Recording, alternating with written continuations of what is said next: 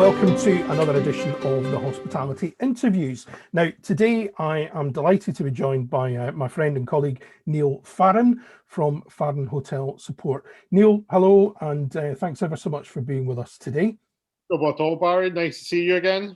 Always good to see you. Neil, we've known each other for a number of years now, worked together on some projects, we've kept in close contact, sharing many of the same connections within the hospitality industry across Scotland. So Neil, just give us a brief introduction, kind of how you've got to where you are today, what Farren Hotel Support does in the hospitality sector. Yes, Barry, thank you. I provide kind of advisory and outsource services to the hotel industry, and I've got two specialisms. Number one being revenue management, and the second one is in terms of hotel software. Right. So that's things like property management systems, channel managers, web booking engines.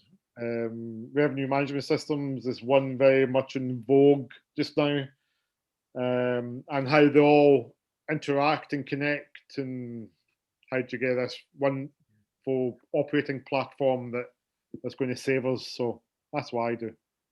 It's two areas that are quite closely linked together, really, isn't Very it? closely related. Revenue management and systems as well. Yes, definitely. Now, because that your revenue management, the strategy that you come up with very much relies on the software to deliver that. Absolutely, very much so. My own experience would be very, very closely aligned with that. So we again know if you've got a piece of the jigsaw, it's missing. Yeah, you won't. You can't do this. And probably end up being a waste of time and a waste of effort. So. No, isn't that interesting? Because I said, from my encounters back when I worked in operations and now in a consultancy role as well, that tends to be the kind of opinion that I hear expressed by a lot of people that, revenue management, what does that actually achieve? What does it do?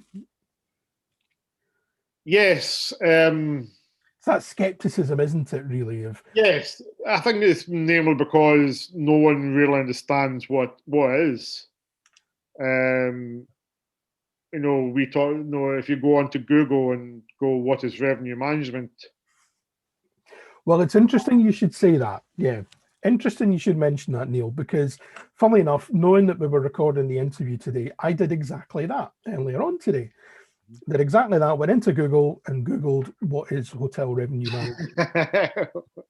And I have to say, it came as little surprise that with the convoluted, fanciful descriptions that I found on Google, no wonder hotel owners, hotel investors, and operators get a bit skeptical and a bit disinterested, because I think it's an area that there is a lot of dark arts and mysteries about.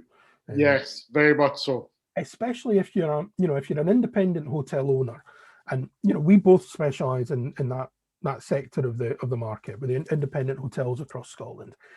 Many of whom, if you've got an owner operator in that environment, it's so easy to get absorbed into the day-to-day, running the day-to-day of your business, and you lose it's very easy to lose a bit of sight of actually what's in your sales pipeline, what's coming next week, next month, 6 months down the road. Yes. I was a bit surprised, but I wasn't surprised when I looked at some of these definitions, and I just thought, for heaven's sake, that's come out of a textbook, and it's deliberately been written to try and look posh and clever in a textbook.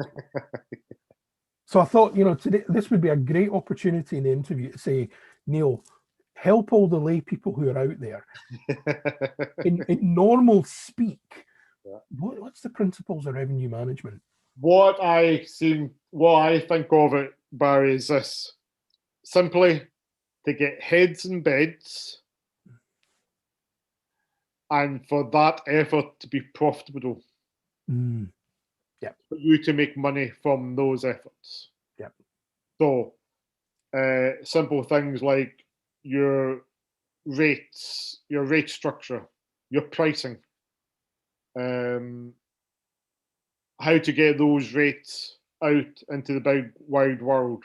You know, your various channels that you sell them on. There's costs involved in all that. So revenue management is right. Who am I trying to target in terms of my ideal guest? What will attract them to stay in my hotel rather than Mr. Smith's hotel down the road? Yep. How can I get them maybe to spend a little bit of money when they're here? Indeed. And then how to get them back? Yep. You know, maybe 6 months down the line going, oh, I think we'll go back to that lovely hotel we seen up in Dundee. Yep. That's what revenue management is. Simple as that. Brilliant. What a really succinct, simple, layman's terms definition, instead of the fanciful that you see. You've obviously seen some of them as well. Now, interesting point you mentioned there, Neil, to pick up on is, that element of the cost of sale. And of course, in any, coming from the sales and business development perspective, which is where your work and my work are they're very sympathetic. I'm helping people to promote, market, and sell their properties to get bums in beds, to get heads on beds, to get people into restaurants, and to be marketing their event space as well. Yeah. That's where our work is very complementary. There is that perennial argument. I hear it constantly, and I'm sure you do as well, of hotel owners who they've taken what is understandably the easy route of giving virtually all, or in some cases all, of their inventory to the OTIs, to the booking.coms, to the hotel.coms, which is all good and proper. You see the sales coming in, and then the end of the month, the commission invoice hits your desk. And that 18, 20, 22, sometimes 25% commission invoice hurts. And I hear an awful lot of hotel owners and operators grumbling and complaining about the level of commission charges. And unfortunately, I'm the person there who awkwardly kind of reminds them, well, there's a cost of sale. Of course there's a cost of sale. Yes. I think that's it's too easy that way, Barry. Yeah. It's too easy. Yeah, you've got to remember, like, Booking.com and the Expedias, they've got the marketing reach, they've got the technology. Absolutely. To give what the consumers want, which is instant gratification. I can go onto my phone now, go onto my Booking.com app, and I've booked a room in a matter of seconds. Yep. Right? But as you said, that comes at a cost to the hotel owner. Yep.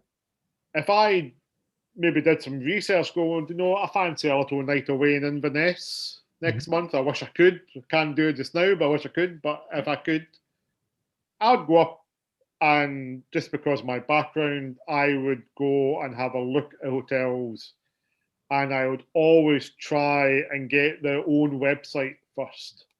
Yep. But that's where the problem comes in, Barry, when you go into some of the properties' websites. They're not really fit for purpose. And then if you try and search for availability, the tools they've got for you to do that are woefully inadequate. Yeah, not making it easy. And that's another, you said about technology and revenue management come together. Yep. And what you do, the sales and marketing side, it's all part of the same triangle. Absolutely, yeah.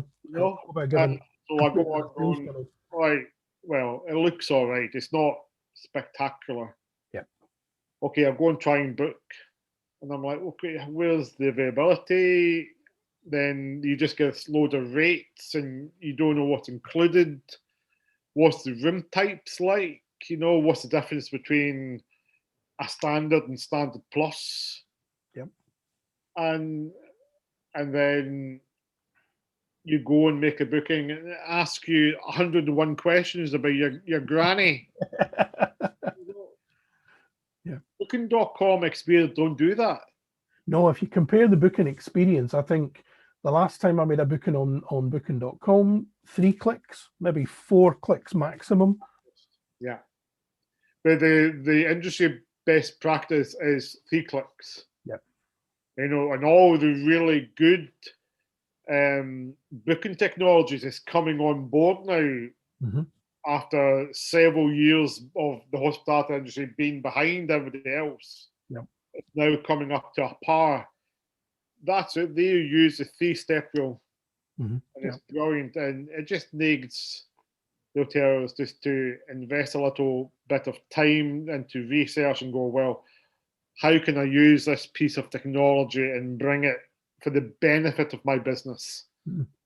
Absolutely.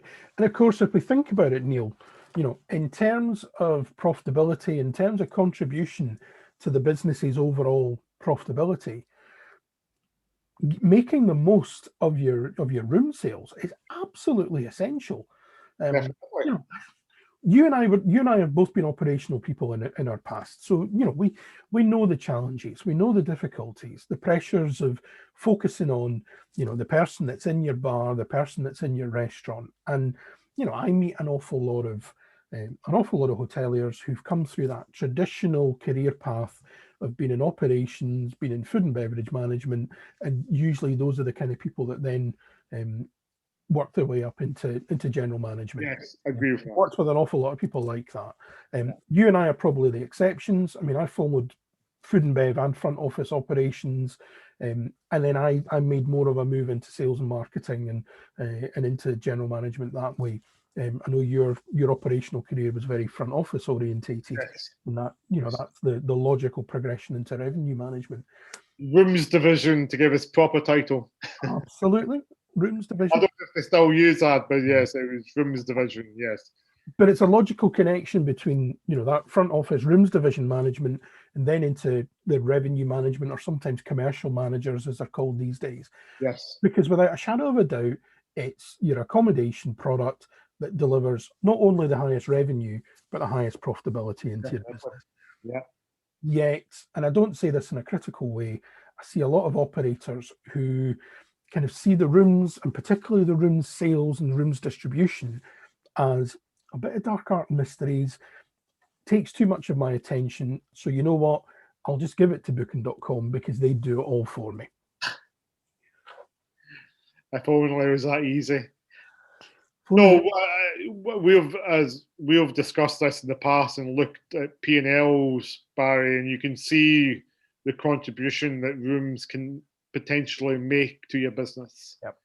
If you do it right, there's some money to be made there.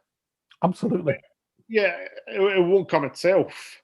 No. It needs to be a wee bit of effort and a wee bit of savvy to do that, I guess in some ways, there's a similarity. You and I we both cut our teeth in the Aberdeen hotel market, which kind of similar times when we were both working in Aberdeen. And I've never worked in a marketplace like it where demand literally outstrips supply 4 nights out of 7.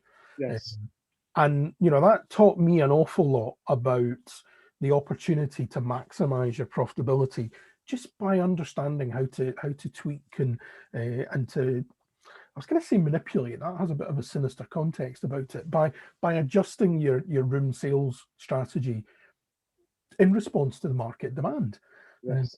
You were in one of the big ex-Hilton properties in Aberdeen. I was general manager of one of the big airport properties. Yes. Mm-hmm. And I tell you what, my 2 of the airport properties actually, my revenue management skills are really refined in that marketplace where things could change in the space of 10 minutes. Right. Yes. Yes, a very steep learning curve. Absolutely. But wow, look at the learning you get from it. Absolutely. Absolutely. Oh, do you know what? That really worked, or it could easily go the other way. That was a disaster. We just took our eyes off the ball there. But more than one time, I would head home from the airport in Aberdeen, Neil, and I'd leave the hotel on a Friday night, and there's maybe 80, 90 rooms vacant on a Friday, which was fairly typical. Yes. Come back in Saturday morning and breakfast is rammed, and you're thinking, what's happened? Oh, well, we had 2 cancelled flights at 11 o'clock. And absolutely. Now, you know, we've reminisced there a bit about our operational past and such, Neil. Yeah. Very, very relevant in today's marketplace. You know, you and I have both stepped out of frontline operations now and are helping from the kind of consultant point of view now. You know, I really feel for my friends and colleagues who are at the sharp end of hotel operations just now. I don't envy them the challenges that they're facing right now. You know, I'm thankful that I've been, you know, you know, you've said the same to me in the past. I'm certainly thankful I've been able to be there and help, just give a bit of advice and a bit of support to people that are at the sharp end right now. But, you know, 2021, I think started, you know, we came at the end of last year thinking, oh, it's a new year, things are going to be better and we'll get back to normal. 2021 maybe started with that kind of attitude for a couple of days. And then I think the reality has really hit home now that, you know, our friends in hotels are still closed. Right now, there is still there's no clear sign of when hoteliers are going to be able to. There's no roadmap being published yet. No. We don't know what's coming. Is it going to be March? Is it going to be April? Is it going to be May, June, and beyond? That said, it's as important now than ever for those who are still operational to be thinking about, and there's steps they should be taken from a revenue management perspective to rebuild that sales pipeline, because nobody's got a pipeline at the moment. You know, everybody's closed, everything's been cancelled, but it's critical that we start getting ready for when that reopening time comes. Here's a bit of the kind of, you know, the mastermind question. What 3 things would you say to, you know, our friends and colleagues who are in the sharp end right now? What should they be thinking about today in terms of rebuilding that pipeline and getting the room sales, getting some inventory back on sale and getting some bookings back on board? Yeah, that's a big question.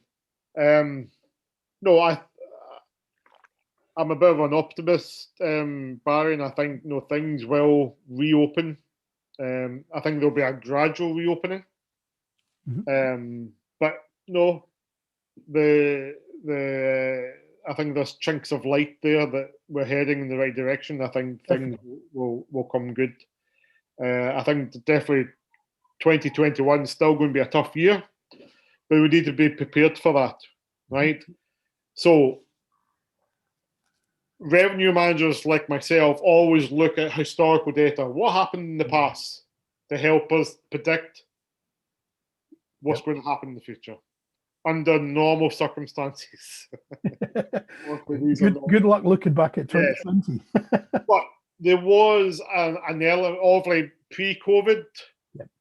Nah, not worth it. But there was that trading period from, was it the 15th of June, Scotland reopened? Right. Yes. England was a wee bit earlier. Yep, England was ahead of us there. So take some time out if you can, or if you don't, get something to do for you. Yep. And drill down into your systems and see what worked for you. What was selling in terms of your product, in terms of room types, what rates were selling, your and use that information to build a 2021 rate structure, right? No use you just going, well, I'm going to sell bed and breakfast at that.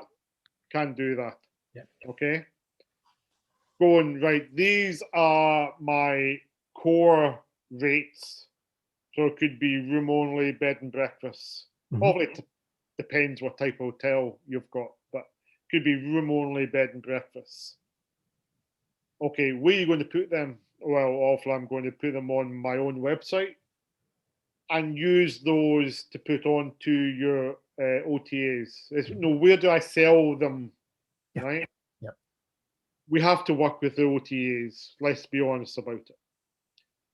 However, from there, look at your promotional rates. What can I offer this very attractive. They'll give value to the guest, and which is hopefully going to make me some money. Mhm. And what makes me stand out against my competition, Mm. right? And that keep for your own direct channel. So your website, your telephone bookings, email, or whatever, Yep. right? Make it really attractive. Speak to your sales and marketing people, right? How can we get this out there? Yep. Yep. You know, often you've got your social media channels, raise awareness. So, yeah, you could have your traditional packages like dinner, bed, and breakfast, but Mhm. it could be something like, well, there's a distillery 2 miles down the road. Yep. Why not? We could get some really nice drams that they could maybe supply us on a favorable deal, Yep. and we could have a whiskey experience, Absolutely. you know, and they could come into your bar awfully, probably socially distanced, but Mhm. there's a, you know yourself, by the whiskey industry is huge now. There's a lot of Absolutely. whiskey connoisseurs now. Yep. Just something a wee bit different that Joe Blogs down the road, he's only doing bed and breakfast. Okay, that's a bit boring. Precisely. Something a wee bit different Yep. and get that out there. You But then reminded me of hopefully, as you know, you said, look at your cost of sales. Yeah. Right.